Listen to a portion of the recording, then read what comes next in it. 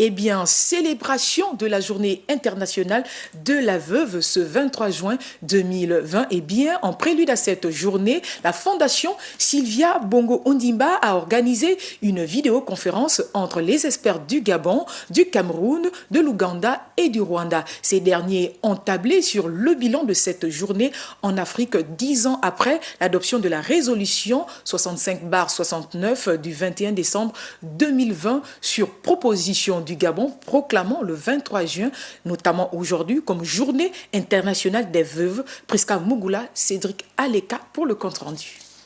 Cette conférence virtuelle jette les bases de la journée internationale de la veuve célébrée chaque 23 du mois de juin depuis 2010.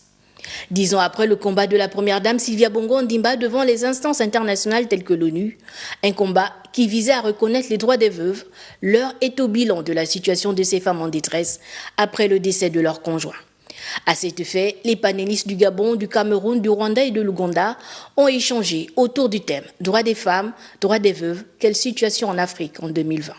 Il s'agit donc de faire le point de la situation de cette frange de la société dans chaque pays, tout en relevant les défis rencontrés. Cette table ronde a été également l'occasion d'énumérer et d'évaluer les mécanismes d'accompagnement mis en place en faveur de veuves et des orphelins, mais aussi partager les bonnes pratiques afin de sensibiliser et inspirer les communautés et les citoyens sur l'importance du respect des droits de ces dernières.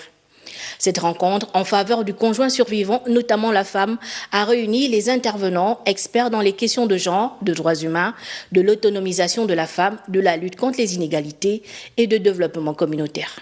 Rappelons que la défense des droits des femmes et des veuves en particulier constitue un axe essentiel de l'engagement de la Fondation Sylvia Bongo Ondimba, qui œuvre pour l'amélioration des conditions des veuves, notamment sur le plan juridique.